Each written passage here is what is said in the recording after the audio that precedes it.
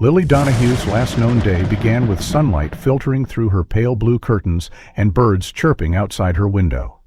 It was April 17th, the day she had marked with a bright yellow star on her calendar for over a month. She awoke before her alarm, her heart racing with a mix of nerves and excitement. Today was the fifth-grade overnight field trip to Kettle Ridge State Park, a forested stretch of land about 60 miles outside Wetherford, Oregon. She dressed in her favorite purple windbreaker and double-checked the contents of her pink canvas backpack: journal, sketchbook, fruit snacks, flashlight, and the little compass her dad gave her on her birthday. Downstairs, her mother adjusted the straps of her backpack and handed her a thermos of cocoa. Her father kissed her on the forehead, whispering to stay close to the group and have fun. They waved goodbye as she boarded the yellow school bus waiting outside the elementary school. In the back row, her best friend Marla saved her a seat. The bus rolled away under a morning sky so blue it almost looked painted. No one could have guessed it would be the last time Lily's parents ever saw her again. The drive was filled with chatter and the scent of packed lunches. Wetherford Elementary's fifth-grade class had been preparing for this trip for weeks. Mr. Randall, the science teacher, sat near the front with a clip full of emergency contacts. Miss Keene, the new language arts teacher, had brought trail maps and safety instructions, and the students were divided into groups of 4 for nature journaling and compass practice once they reached the park. Lily and Marla were paired with a quiet boy named Thomas and an energetic girl named Bree. As the bus climbed into higher altitudes, the landscape changed from farmland to thick pine woods. The trees grew taller, denser, as though guarding the secrets of the mountain beyond. When they finally arrived at the Kettle Ridge Visitor Center, the students were buzzing with excitement. Cameras clicked. Wind tugged gently at their jackets. They were instructed to leave their phones in the bus for safekeeping, a rule intended to encourage full immersion in nature. Lily tucked hers into the zippered pouch behind the driver's seat. That decision would haunt her parents for years. The activities began smoothly. Groups wandered short distances along the marked trails, jotting notes about plants and insects. The instructors carried walkie-talkies and rangers passed by every hour. Around lunchtime, the weather shifted. Clouds rolled in from the north, dark and heavy. By early afternoon, thunder rumbled in the distance. Mr. Randauer called the groups back to the central shelter, a wooden pavilion with a stone fireplace and a supply of emergency gear. Miss Keene checked off names one by one as students returned. Lily was among the last seen. Marla recalled she had wandered just a few yards off the trail to draw a small moss-covered stone. She remembered Lily saying it looked like it had a face. Then someone screamed. The first distant thunderclap had startled Bree, and attention was diverted. When the chaos settled, Lily was no longer in sight. Initially, no one panicked. Kids got distracted all the time. Teachers assumed she had lingered, maybe taken a wrong turn. But minutes stretched into an hour, and the tension became palpable. Park rangers were called. Groups split off to check nearby trails. Mr. Randall's voice grew hoarse from calling her name. The storm broke overhead in sheets of wind and rain. Flashlights were distributed, whistles blown, but no answer came. The temperature dropped rapidly, and the students were kept huddled under the pavilion for safety. At 6:15 p.m., an official missing child alert was issued. The ranger station became a hub of activity. Helicopters searched from above as dogs picked up a faint scent near a trail fork but lost it less than a mile in.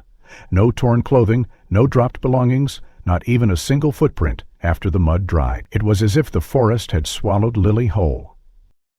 By midnight, the first reporters arrived. Flash bulbs flickered in the drizzle as police spoke cautiously to the press.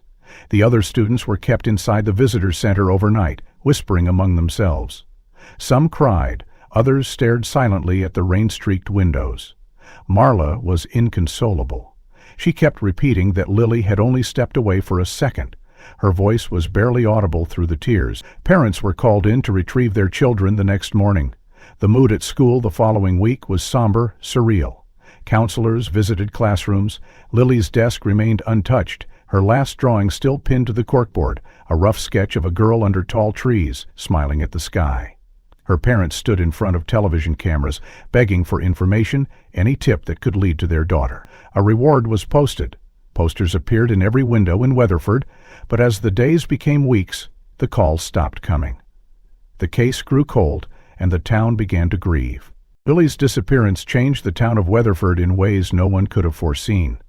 In the weeks that followed, the energy of the community shifted from sorrow to an uneasy quiet, as if the town itself had lost something vital. Missing posters still clung to telephone poles and store windows, but their edges began to curl in the summer sun. At first, news vans lined the streets near Lily's school, and helicopters buzzed overhead, but by July, the media had all but packed up. Tips dried out. Hope, while never fully extinguished, dimmed until it was only a flicker in the eyes of her parents. Rachel Donahue, Lily's mother, stopped answering calls from friends. Her house, once filled with laughter and bedtime stories, became still. The pink bike Lily rode every Saturday remained untouched in the garage, tires slowly deflating. Rachel often sat by the kitchen window long after midnight, staring into the dark as if willing her daughter to walk back down the driveway. David Donahue, Lily's father, grew more distant with each passing day. He buried himself in newspaper clippings, printed emails, and voice recordings from volunteers. Their once close marriage frayed at the edges. Conversations turned to arguments. Rachel wanted to believe Lily was still alive. David feared saying it out loud, but each day deepened his suspicion that they were chasing a ghost. 6 months after the disappearance, the investigation hit a wall. The local sheriff's department had exhausted its resources, and state investigators handed the case to a small unit that specialized in long-term missing persons. The forest had yielded no evidence beyond the backpack and a faint set of partial tracks near a narrow creek.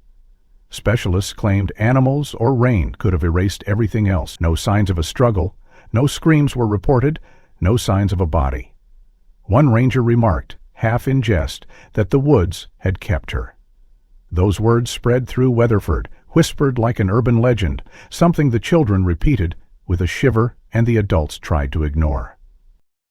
The silence grew more complicated when Thomas Brennan, the quiet boy from Lily's group, began to withdraw. He stopped speaking in class and refused to answer questions about the trip. His mother, a local nurse, said he would wake up screaming some nights. He had nightmares, she told police, but could not. One showed a tall, dark shape standing among trees. Another showed a child with blank eyes walking away from the trail. When asked if the drawing was Lily, Thomas only nodded. Authorities brought in a child psychologist who tried to coax more details from him, but Thomas simply stared at the floor during each session. When asked about the day Lily disappeared, he said one thing before shutting down completely. He whispered, "She wasn't alone." That line made it into the case notes, but went nowhere. Investigators considered it the product of fear and trauma, a half-formed memory distorted by stress. Rachel Donahue, however, believed otherwise. She kept a copy of the case file, and that sentence was underlined 3 times in red. A year passed, then 2. On the 2nd anniversary of Lily's disappearance, the elementary school held a candlelight vigil. Dozens of families gathered under the old oak tree in the playground. Teachers spoke. Marla, now older and quieter, read a poem. Rachel clutched a framed photo of Lily in her school uniform, her fingers trembling as she traced the smile frozen in time. The principal called for a moment of silence. Wind rustled through the trees, and a single candle flickered out. That moment stayed with Rachel, who later said it felt like Lily had passed by her, just for a second, like a whisper she couldn't hear, but somehow understood. By the 3rd year, Rachel began receiving emails from strangers. Most were false leads or desperate parents who had lost children themselves. But one message stood out. It came from an untraceable sender and included no greeting, no signature, only a photo. It was grainy, clearly taken from a distance, but it showed what looked like a girl walking in a forest, her hair pulled into a braid, her jacket similar to the one Lily wore that day. Rachel enlarged the image on her laptop until the pixels blurred, staring at it for hours. Her heart told her it was Lily. David, however, was skeptical. He questioned the timing, the source, and the validity. Rachel didn't care. For the first time in 3 years, she felt something real. She printed the image and pinned it to the wall above her desk. That photo reignited the search, at least in their household. Rachel called every contact she could find. She returned to Kettle Ridge on weekends, walking miles of trail alone with a flashlight and a notebook. She took photos of carvings on trees, checked for old shelters, and questioned hikers. Most didn't know who she was. Some did, and they offered sympathy, but nothing useful. She didn't stop. She couldn't. Each trip ended the same way: sunset over the trees, silence in the wind, and the long drive home with the empty seat beside her. Then, just shy of the 4th anniversary, Thomas Brennan vanished. He was 15, a sophomore at Wetherford High, and had become a loner. One morning he failed to show up for school. His backpack was found 2 miles outside of town on the edge of a hiking trail, but what chilled Rachel to her core was what was found inside the backpack: a drawing. The same tall figure from years ago. The same blank-eyed child walking into the trees. The 5th anniversary of Lily's disappearance approached with a heaviness that settled deep into the Donahue's home. The air inside their modest 2-storm house felt weighted, as if even the walls had absorbed years of unanswered questions. Rachel no longer kept her phone on silent. Each ring jolted her heart. She still believed Lily was alive, despite the absence of proof. David, once a man of quiet strength, had changed in subtle but permanent ways. His silences grew longer, his optimism more strained. The mystery of their daughter's disappearance had taken up residence in every corner of their lives, quietly eroding the world they once knew. Rachel began to spend more time in Lily's room. Though untouched, it was not frozen in time in the way others might preserve a shrine. Instead, Rachel cleaned it weekly, replaced the bedsheets seasonally, and added fresh flowers to the vase on the windowsill. She often sat at the edge of the bed, reading aloud from Lily's favorite storybooks, pausing sometimes mid-sentence to collect herself. Her voice would crack, but she never stopped reading. She believed somewhere, somehow, Lily might hear her, and if she did, Rachel wanted her to remember the sound of home. David, meanwhile, began compiling every file related to the case into a single, organized system. He digitized police reports, cross-referenced dates with weather data, and map sightings, both verified and suspicious, into a sprawling digital archive. He used color-coded pins, each representing a different category: possible visual confirmation, sound reports, suspicious persons. The map spread across their dining room wall, a patchwork of memory and obsession. Rachel didn't question it. She understood it was his way of staying connected. Every evening, after his shift at the hardware store, David would return home, pour himself a glass of water, and sit before the map, like a man preparing for battle. The arrival of Thomas Brennan's drawing had shaken them both, but David had studied it relentlessly. He enlarged the copy, scanned it, and used digital filters to enhance the lines. The tall figure haunted him. It appeared featureless, with limbs too long for a person and a posture too deliberate for a trick of imagination. He knew what the police had said, that Thomas was likely suffering from post-traumatic stress, and his disappearances were probably a runaway case. But David couldn't shake the feeling that something about the drawing was real. Not metaphor, not imagination, something witnessed. In an attempt to make sense of the unexplainable, David reached out to a retired ranger who had worked at Kettle Ridge during the early years of Lily's case. His name was Marcus Clay. Weathered and pragmatic, Marcus agreed to meet in person, not over the phone. They sat on the ranger station porch under a dim bulb, their voices low. Marcus admitted something that had never made it into any report. He recalled that, during the second week of the search for Lily, one of the dogs in the K-9 unit had refused to go beyond a certain trail bend. The dog, trained and dependable, had stopped abruptly, whimpered, and backed away. The handler called it an anomaly, but Marcus had never forgotten it. He said it felt like the woods had drawn a boundary, and whatever was past, it didn't want to be found. David relayed this to Rachel with a shaking voice. She listened without blinking. She wasn't surprised. She had long suspected that the forest held secrets, secrets deeper than underbrush and soil. The idea that Lily was out there, just beyond reach, had always lived in her. Now it had roots. Rachel turned to an online community of parents with missing children, people who understood that time did not feel so much as harden. She began posting updates about Lily's case again. One night, she received a private message from a woman in Vermont who claimed her daughter had vanished at age 10 on a school nature trip. The similarities were eerie: a last sighting near a forest path, a sudden absence, and a silence that followed. That child had never been found either. But what caught Rachel's attention most was the woman's mention of dreams, occurring nightmares of her daughter standing at the edge of a forest, unmoving, just watching. Always too far to call out to. Rachel had those dreams too. Meanwhile, David's map kept expanding. He plotted Thomas Brennan's last known location against Lily's and noticed something strange. Both disappearances occurred near trail forks where unmarked paths diverged into deeper woods. He overlaid historical maps of Kettle Ridge and found references to an old logging trail system from the 1950s, long since overgrown and removed from modern maps. He printed the faded diagrams and began hiking them on weekends. He didn't tell Rachel. She would have come, and David feared what they might find. In late autumn, a group of teenage hikers uploaded a video to social media. In the background of their recording, filmed near the eastern edge of Kettle Ridge, a blurry figure stood still among the trees. When the camera panned back moments later, the figure was gone. The video went viral within niche online forums focused on cryptic sightings and forest disappearances. Most dismissed it as coincidence or prank. But David watched it dozens of times, frame by frame.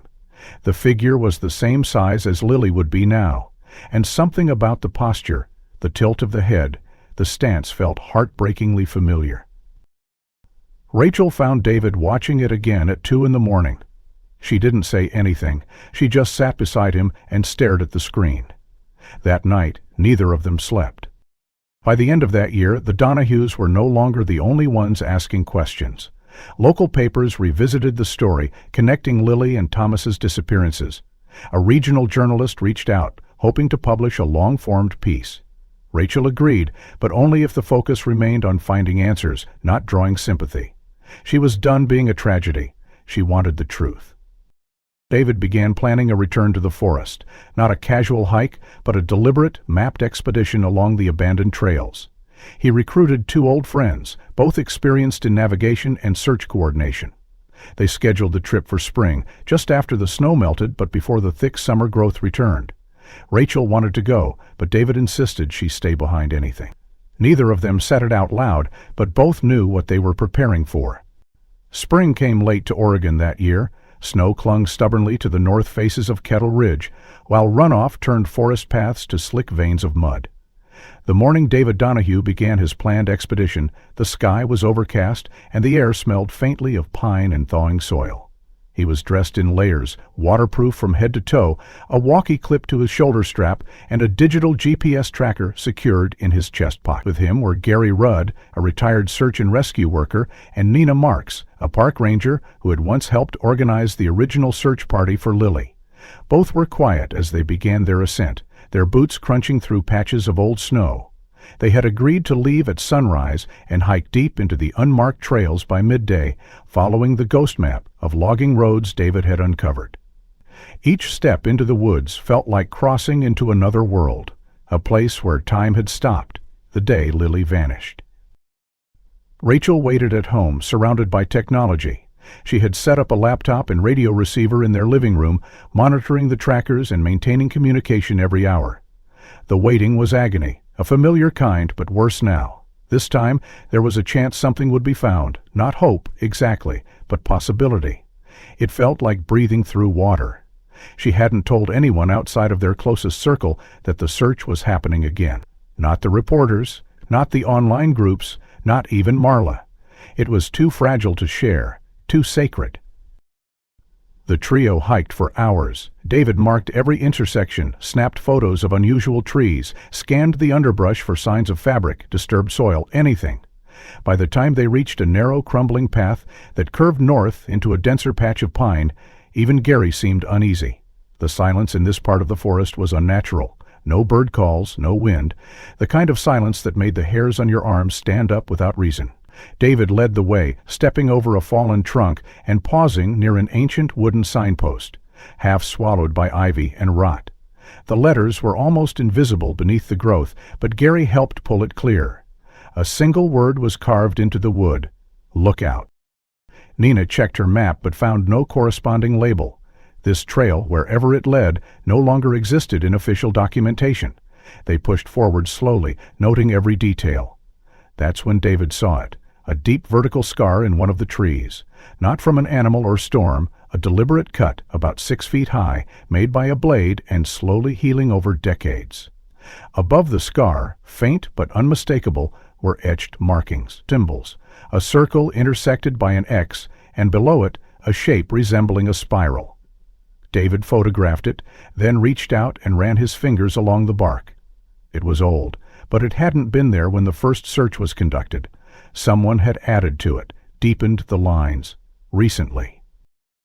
Carey examined the surrounding area. He found a set of stones arranged in a triangle, moss covering their tops. Underneath one stone, slightly lifted from the ground, was a yellow jacket. A sleeve.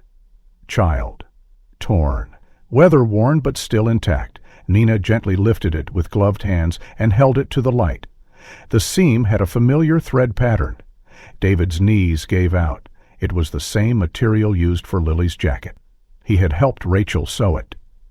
The forest swallowed his breath as he knelt, staring at the tiny, weathered piece of their daughter. They didn't stop then. They pressed deeper. The trail eventually opened into a small clearing with no trail markers, no human touch for what seemed like decades. In the center was a shallow stone ring, like a primitive fire pit, long extinguished and sunken into the earth. Something glinted near it. Nina picked up a small metal clasp, bent and rusted. It had the word hope engraved on it. Rachel had given Lily a hair clip with that exact word before the trip. The forest floor held memories like fossils. David couldn't speak. They marked the location, bagged everything, and returned to the main trail, slower now, stunned. Back home, Rachel met them at the door. She didn't ask questions. She saw David's face and already knew. They placed the items on the dining room table. The sleeve, the clasp, the photo of the tree with symbols. Rachel stared at them, silent for a long time, then reached into the drawer and pulled out the only surviving page from Lily's journal. Undisturbed by any longer, a spiral, and the same intersected circle. Rachel's hands shook. She had shown this to the police years ago, but they dismissed it as a child's scribble. That night, David uploaded the photos to his private server. He wasn't ready to make them public, but he sent one to Marcus Clay, the retired ranger. Within an hour, Marcus called. His voice was low, troubled. He said he had seen that symbol once before, decades ago, when he was a rookie helping search for another missing child in the same forest range. The symbol had been etched on the back of an old wooden signpost. That child had never been found. Marcus had never spoken about it since. David pressed him for more. Marcus reluctantly admitted that he believed the symbols marked a path something old, predating the park itself. Indigenous, maybe, but there was no recognition, just stories. Whispers of children who vanished and strange figures seen between trees at dusk. Marcus didn't believe it then, but now he wasn't so sure. Rachel didn't sleep. She spent the night with Lily's journal and her laptop, enlarging the scanned page. She searched academic sites, folklore databases, tribal records. She found nothing that matched exactly, but stumbled across a note in an anthropology forum describing something similar. Symbols used in some cultures not as warnings, but as boundaries. A sign not of danger ahead, but of a place that should not be crossed. The next day, David visited the police. He brought photos, coordinates, and a written request for a renewed search. The sheriff, sympathetic but cautious, promised to forward the information to the appropriate agencies. They made no promises. David left feeling hollow. The evidence was there, but still, no one moved quickly. Bureaucracy lagged behind urgency. That night, he turned to Rachel and said quietly, "If we don't keep going, no one else will." The discovery in the forest changed everything. Rachel no longer felt like she was clinging to a ghost. She was holding evidence, real, tangible signs that Lily had not vanished without a trace. The torn jacket sleeve, the rusted hair clasp, and the eerie tree symbols reignited something deep inside her. A fierce, burning determination. David had already begun mapping their next expedition, one that would lead even deeper into the forgotten paths of Kettle Ridge. But this time Rachel insisted on joining. She would not be left behind again. The morning they left, the air was crisp and biting. Fog hung low over the forest floor like a warning, or perhaps a veil. Rachel carried a smaller pack than David, but her hands gripped the straps with equal weight. Nina had returned, her presence steady and grounding. She had seen enough during the last hike to know this wasn't just a desperate family's fantasy. Something was wrong in these woods, something old and long ignored. They retraced their steps to the symbol-marked tree, then veered north based on David's new overlays of satellite data and historical logging maps. For the first few hours, they saw only trees and stones, the wilderness vast and indifferent. Then they found the marker. It was another tree, this one smaller and split down the middle by lightning long ago. Carved into its bark, still fresh, was the same spiral symbol Rachel had seen in Lily's journal. Beneath it, someone had carved a word deep and deliberate. Rachel ran her fingertips over them as if the grooves might still carry warmth. A hush fell over the group. The trail beyond the tree was barely visible, hidden beneath thick ferns and centuries of fallen needles. But it was a path, and they followed it. The terrain grew steeper, less forgiving. Tree roots curled from the ground like fingers. Moss blanketed every surface. At times, the canopy blocked out so much light they had to switch on their headlamps. The silence here was more than just the absence of sound. It felt alive. Rachel whispered Lily's name once, just to see if it would carry. It didn't. Her voice fell flat, smothered by the dense air. David glanced back at her, his eyes full of the same questions they both carried. Was this a path Lily had taken? Had she left these signs? Was someone else trying to guide them? After several hours, they came upon a clearing unlike the one before. This one was perfectly circular, too precise to be natural. Stones had been placed in a wide ring, some taller than others, all worn down by time. In the center stood a structure, an old wooden platform, barely intact. It looked like it might have once held a watchtower or signal post, but now it stood broken and half buried in vines. David stepped carefully into the circle. He crouched near one of the stones and found something buried beneath a thin layer of leaves. It was a tin box, rusted at the edges but sealed. He pried it open slowly, and inside he found photographs. There were 5 in total, black and white. Each one featured a group of children standing in the forest. The clothing looked dated, 1950s, maybe earlier. But in each photo, one child's face had been scratched out with something sharp. A girl, always standing at the edge of the group. Rachel examined the photos, her hands trembling. One photo had something else, a hand-drawn spiral in the corner. She turned it and gasped. On the back was a handwritten date, April 17, 1954. The exact day Lily disappeared, but 70 years earlier. The implications sank in slowly. Either someone was playing a cruel, elaborate game, or something far stranger was at work. The scratched faces, the repeated symbols, the same forest, the same date. Rachel looked at David, her voice shaking. What if this has happened before? What if it keeps happening? They marked the site and hiked out, but the weight of what they had found followed them home.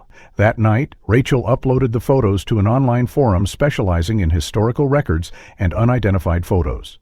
Within hours, she received a reply. One user, a retired librarian from Montana, recognized the children's uniforms. They matched those worn at a Naufactunct private academy during a camping trip in Oregon. No bodies were found. The incident was quietly buried. The librarian sent a newspaper clipping. Rachel read it twice before showing David. The article described a missing girl named Eliza Harper, 11 years old, last seen wandering from her group during a nature hike near Kettle Ridge. The search had lasted 2 weeks. The lead ranger at the time described the situation as unusual. He noted that local guides refused to enter a particular part of the forest. The article mentioned one other strange detail, a ranger dog that refused to pass a tree marked with a spiral. Rachel printed everything and pinned it to their dining room wall beside Lily's file. They now had proof that Lily's disappearances, not isolated, it was part of a pattern, one that spanned decades, maybe longer. The symbols, the scratched faces, the warnings, the forest was trying to tell them something. They just hadn't known how to listen.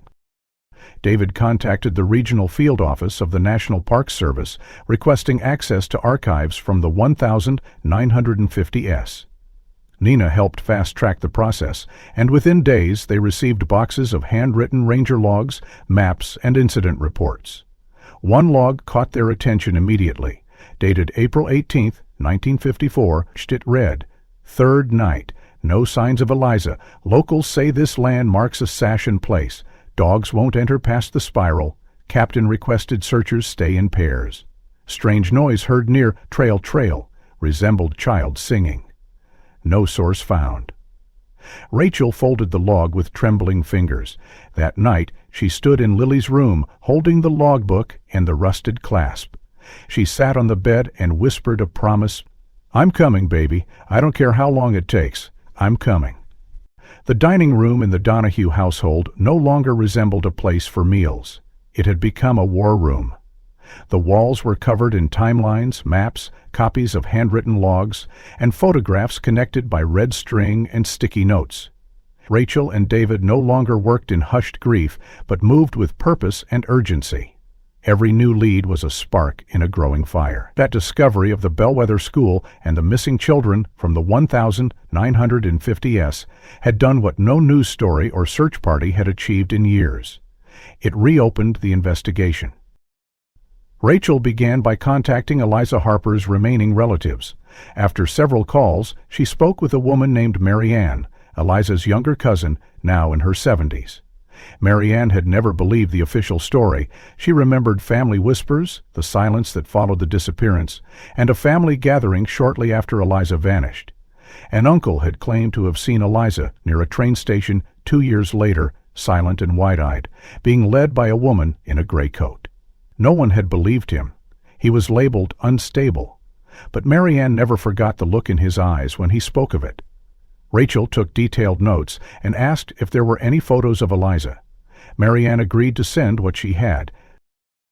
Meanwhile, David arranged a meeting with a local journalist named Janine Cross, who had covered missing persons cases for nearly a decade. She was skeptical at first, suspecting a conspiracy theory or family desperation. But when David showed her the ranger logs, the photographs from the metal box, and the newspaper clipping about Eliza, her demeanor changed. She requested copies of everything. And within 2 weeks, Janine published a special investigative article titled, "The Ridge Children, Is There a Pattern in Organs Lost?" The story was widely shared, trending in several online forums, and picked up by 2 regional stations. As the story spread, more came forward. A man from eastern Washington sent a message claiming his aunt had disappeared during a 1962 Girl Scout hike in a national forest near the Oregon border. Another woman from Idaho recalled a camp counselor named Margot who vanished in 1979, her final sighting marked by a carved spiral found on a tree near campgrounds that were later abandoned. Though some leads were vague or unverifiable, the pattern was clear enough to make people nervous. These weren't isolated incidents. They were breadcrumbs scattered over decades, linked by location, age group, and the ever-present symbol. The National Park Service contacted the Donahues after Janine's report went viral. They arranged a private meeting at the regional ranger headquarters. Rachel and David sat across from 4 officials, 2 investigators, a legal advisor, and the current head of wilderness operations for the Kettle Ridge District. The mood was professional but tense. The officials listened closely as Rachel laid out the timeline, cross-referenced disappearances, and presented the artifacts they had recovered. The clasp, the tin box, the marked tree photos. When she showed the bellwether photographs, particularly the scratched-out girl, the room fell silent. The head ranger, a solemn man in his 50s named Daniel Pierce, acknowledged the significance of what they had found. He confirmed that the area they were exploring had not been part of any formal investigation since the 1990s, and that several records from the 1950s were missing from archives without explanation. He promised a limited resurvey of the site and authorized drone scans over the newly marked clearing. It wasn't a full-blown operation, but it was the first time in years someone official had promised anything. It was enough. Back at home, Rachel received Mary Ann's package in the mail. It contained 3 black-and-white photographs and a note. One photo showed Eliza standing in a school hallway, her hair tied with a ribbon. Another was taken during a nature trip, Eliza crouching beside a stream. The third was a portrait. Rachel scanned each photo and compared Eliza's features to Lily's. The resemblance was subtle but undeniable. The shape of the jaw, the angle of the nose. Different children, yes, but something about their expressions, soft, inward, felt connected. That night, Rachel uploaded the bellwether images to a facial recognition database designed for historic preservation. It wasn't an official government tool, but it had a large repository of facial data from census records, school yearbooks, and public archives. 2 days later, she received a response. A volunteer archivist had flagged one of the scratched-out figures.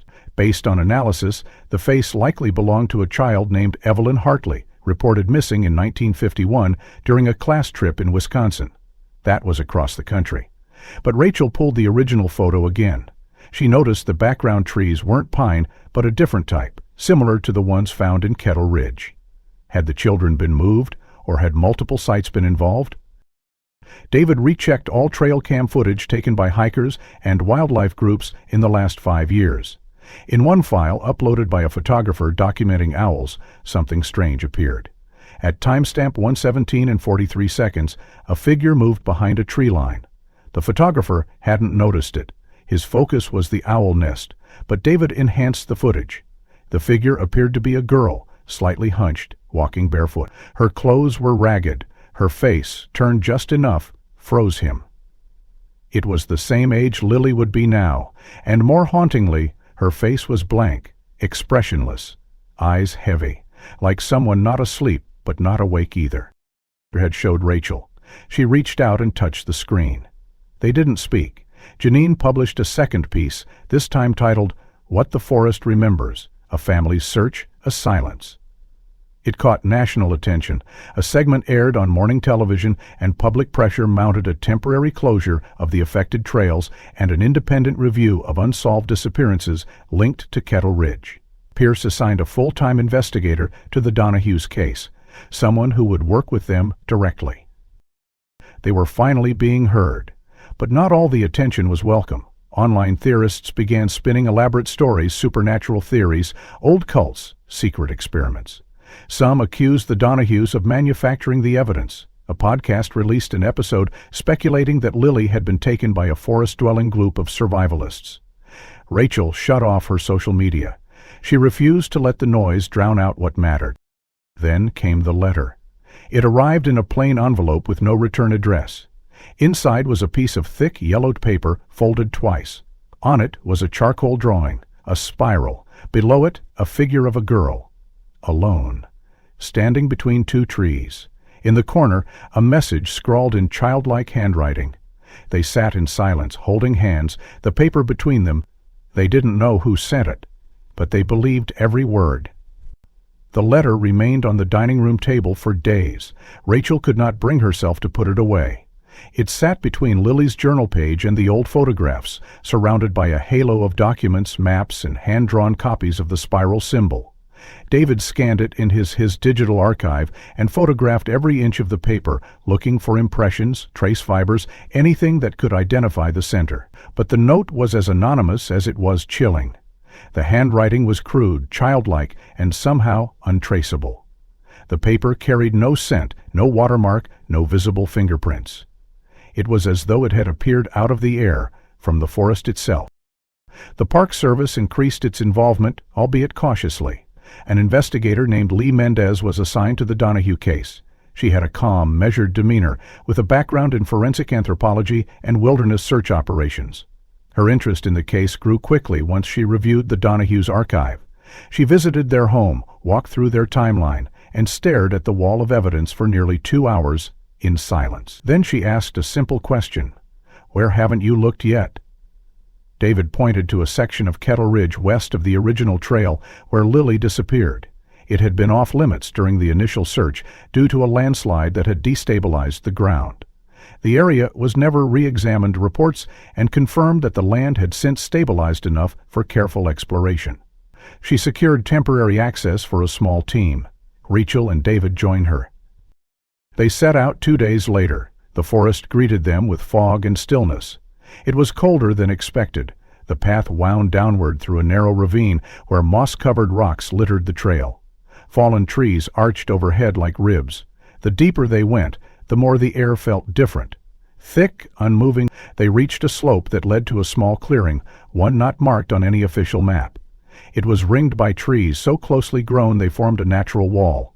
In the center stood a structure, wooden, decayed, nearly collapsed under its own weight. At first glance, it resembled a hunting cabin, but closer inspection revealed no chimney, no signs of habitation. The door hung askew on its hinges, the windows were shuttered from the inside. Mendez moved cautiously, sweeping the area before gesturing for Rachel and David to follow. Inside, the air was stale, damp. The floorboards creaked with every step.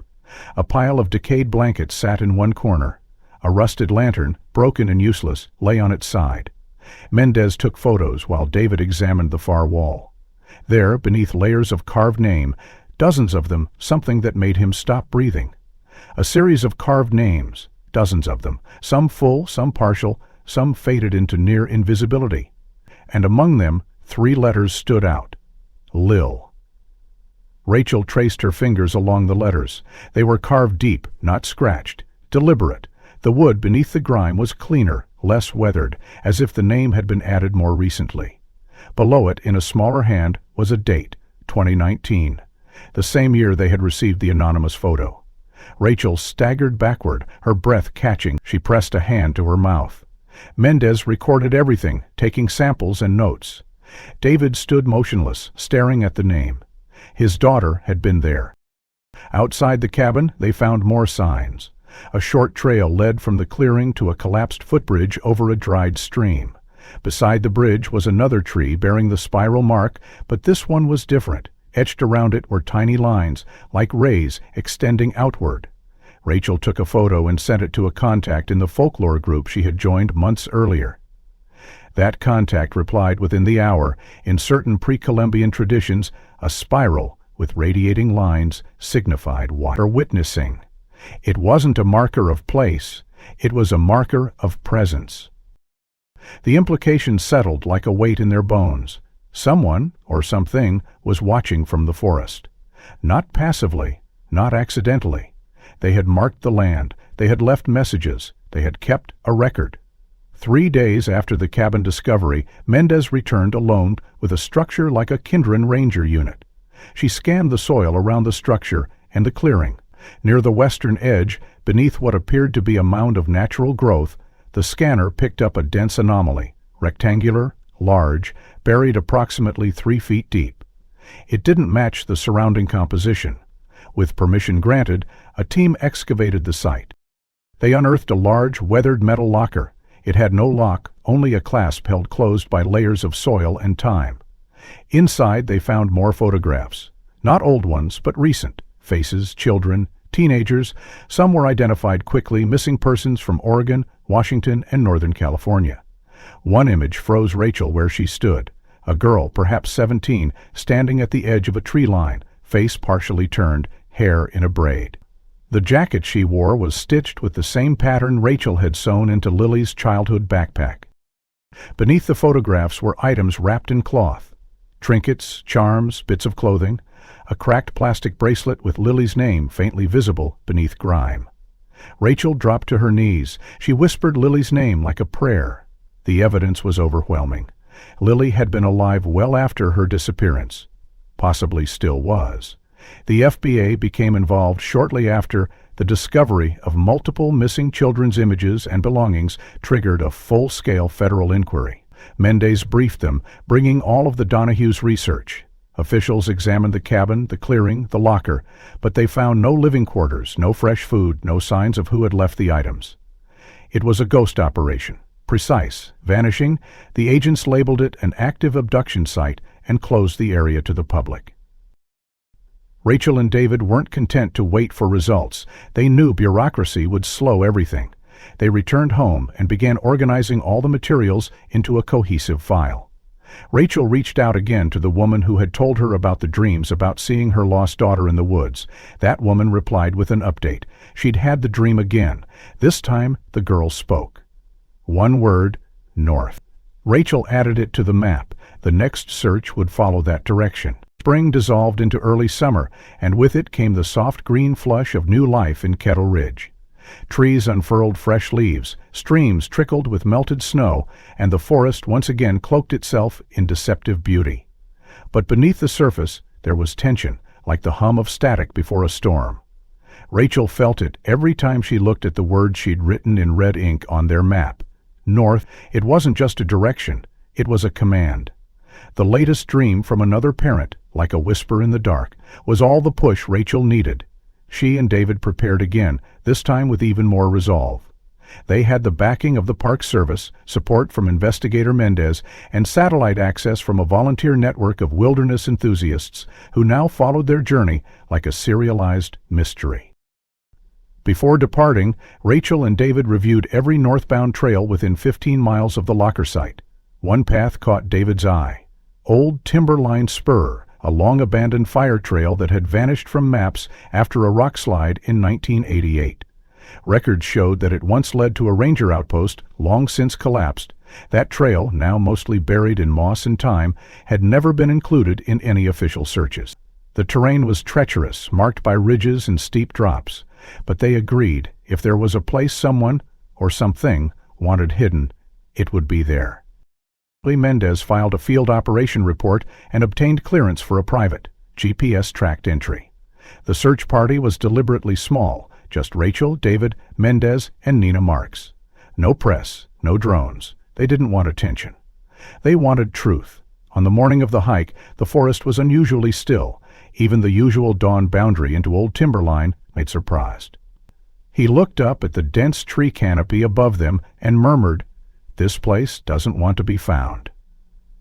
Rachel didn't respond. She just walked forward. The trail twisted quickly, narrowing into uneven terrain that forced them to walk single file. The scent of wet bark and lichen filled the air. Their boots made no sound on the spongy ground. As the elevation rose, so did the fog, thickening around them like gauze. Rachel checked her compass every few minutes. The GPS kept jumping, refusing to hold a steady signal. Twice they lost the path and had to double back. But just before noon, they found something. It wasn't a structure or even a clearing. It was a pile of rocks. 12 of them, stacked precisely in a spiral formation, each the size of a human skull. At the center lay a tiny wooden figure. Carved from dark wood, it resembled a child with a blanket. Monday took a photo and collected the figure using gloves and a sample bag. They moved forward in silence. Less than half a mile beyond, the landscape changed again. The trees grew thicker, trunks wider, as though they had aged untouched for centuries. Rachel suddenly stopped. She knelt in front of a low branch and reached out slowly. Hanging from it was a length of red thread, tied in a loose loop, frayed and sun-bleached. She remembered that thread. She had sewn it into Lily's jacket sleeve as a makeshift repair after the original stitching gave out. It was identical to Ignore. Nina called them over moments later. She had found a footprint, not fresh, but recent enough, shallow and small, pressed into soft soil near the base of a tree. It matched the general size of a teenager's boot. Beside it was another partial print, broader, possibly from a hiking shoe. Rachel felt her chest tighten. Lily had never owned boots, but she could have found some, or been given them. They marked the prints and kept moving. What happened next could not be explained by maps or logic. The trail split unexpectedly, one path leading uphill, the other dipping into a basin. They debated which way to go, but Rachel pointed toward the basin. She walked without waiting. The others followed. The basin was quiet, almost unnaturally so. At the center was a depression filled with knee-high grass and thin, crooked trees. On the far edge stood a circular pattern of stones, larger than the previous one and arranged in concentric rings. At its center was a small mound. As they approached, the air grew heavier. David felt a buzzing in his ears. Mendez reported interference on her radio. Rachel walked straight to the mound and began to clear away the loose debris. Beneath the leaves and brush, she uncovered a wooden panel. Together, they lifted it and found a crude trap door. It opened to darkness. They lowered a flashlight. The beam revealed wooden stairs descending into the earth. They exchanged glances, a mix of fear and determination in every face. Rachel spoke first. "If she went in there, I'm not leaving until I do too." David went first. The air inside was damp and stale, laced with the scent of old earth. The walls were dirt, reinforced with wood beams. It wasn't deep. 10 steps, and then a narrow corridor appeared, carved into the rock itself. They followed it slowly, flashlight slicing through the gloom. Then they heard it. Footsteps, light, distant, but unmistakable. The group froze. Mendez signaled for silence. They waited. The sound stopped. David moved forward. The tunnel widened into a small chamber, and what they saw defied explanation. On the walls were dozens of drawings, charcoal, ink, scratched into stone. Children, trees, eyes, sparrows. Each image layered over the last, some fresh, some faded with time. Beside it, a rusted tin cup, and next to that, a journal. Leather-bound, weather-worn. David picked it up, hands shaking. The first page was blank. The second, scrawled in crooked handwriting, read, "They don't let us leave, but I remember home." The next line was a name. Lily Donahue. Rachel broke. She dropped to her knees, weeping. The chamber spun around her. David opened the next page. There were dates, thoughts, descriptions of days spent in silence, observations of shadows outside the entrance, mentions of others, some who stayed, some who disappeared. "I saw Marla once. I don't think she saw me. I was near the ridge." The entries continued for months, then abruptly stopped. The last line, dated 1 year ago, read, "I saw them coming. I left them something." The air inside the underground chamber was impossibly still, like time itself had forgotten how to move in this place. The flashlight beams cut narrow tunnels through the gloom, but even light seemed hesitant here. Rachel sat on the dirt floor, Lily's journal clutched in her hands, flipping slowly through each fragile page as if she might feel her daughter's presence in the ink. The entries were sparse but revealing. Lily had survived, at least for a time. She described hearing footsteps above her, voices muffled by soil, wind that never reached her skin. She had been watching, hiding, learning the rhythms of the forest and those who moved through it. Her tone shifted with each entry, from confused to calm, from fear to purpose. She wasn't just surviving, she was trying to understand. Her last note spoke of a presence she felt but couldn't explain, one that knew when she was near the surface. She wrote of lights in the trees and children with hollow eyes who came in dreams. David read silently beside Rachel, a look of disbelief and heartbreak on his face. He traced his finger along one of Lily's sentences. "I thought it was just the skin." Mendez and Nina scanned the chamber, careful not to disturb the drawings. They took photographs, bagged a few loose items, a broken comb, a child's shoe, a ribbon tangled in twigs. Everything seemed out of place and out of time, as if left behind by someone who no longer needed them. In the far corner of the chamber, a tunnel branched off, narrow and sloped upward. David, without a word, turned his flat flag toward it. The others followed. The new passage was tight, the ceiling low enough they had to crouch. Dirt crumbled beneath their hands as they climbed, and their breath echoed off the earthen walls. After several yards, they reached a second hollow, smaller than the last. In its center was a stone slab, smooth and polished, unlike anything they had seen in the forest. Carved into it was a spiral, and in its center sat a settle slab, and in its center a set of initials. LVDs. Rachel fell to her knees again, her voice caught in her throat. But beside the spiral, something had been etched more recently. A set of coordinates. Mendez pulled out her phone, opened the mapping app, and entered the numbers. Her brow furrowed deeply. "It's less than a mile from here," she said quietly. "Uphill." Ridge sighed. David stood. "Then that's where we're going." They climbed back through the main tunnel and emerged into the soft afternoon light, blinking as their eyes adjusted.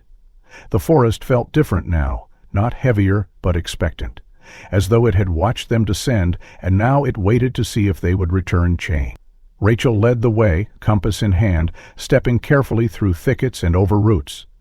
The trail up the ridge was steep and slick, but they pressed on.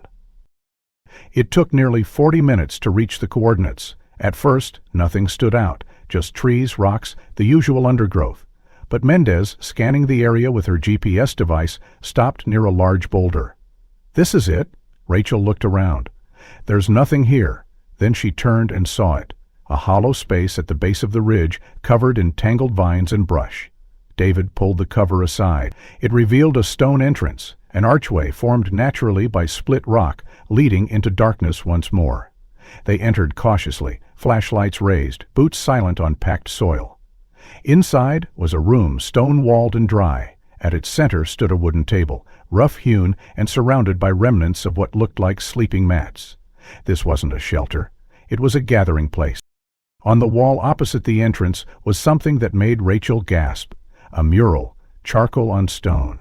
It stretched from floor to ceiling, children drawn in profile, walking in a line, each with a spiral on their chest, leading them a figure, tall, indistinct, a blur of lines where a face should be.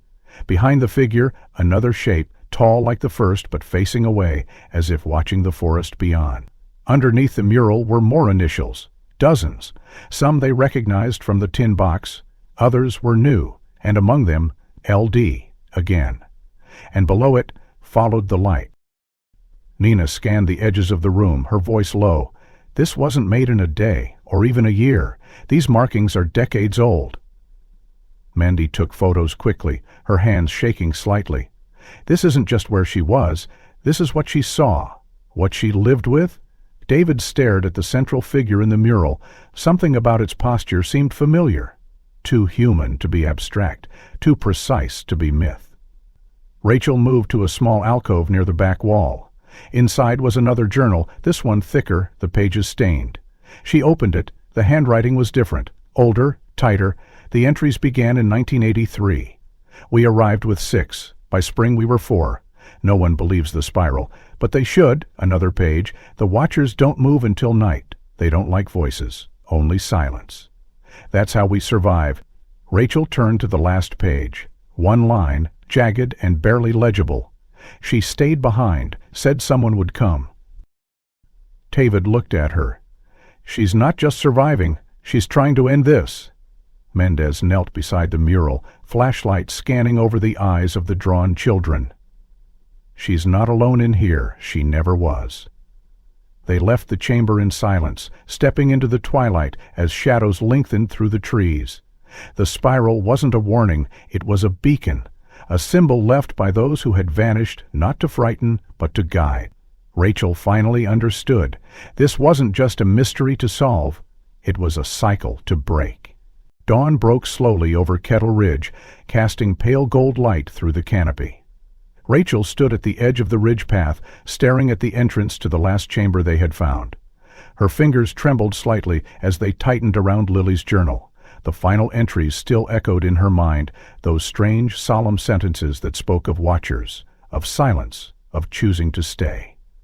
She hadn't slept. None of them had. David had spent the night cross-referencing the journal entries and mural symbols with other missing persons files, while Mendez organized the photographs and submitted early reports to the Park Service and the FBI. But what they had found now defied ordinary procedure. It wasn't a cold case anymore. It was something living, breathing, hidden just beneath the skin of the forest. Rachel had expected the past year to be a path through grief, but instead it had become a trail deeper into mystery. And now they stood closer than ever. She looked back over her shoulder at the others. David, pale and silent but determined. Mendez, stoic and focused. Nina, watching the tree line as if expecting something or someone to arrive. They were ready to follow whatever came next. It was Rachel who stepped forward first. She turned back toward the chamber and the mural inside. She was convinced now Lily had not been taken against her will, at least not entirely.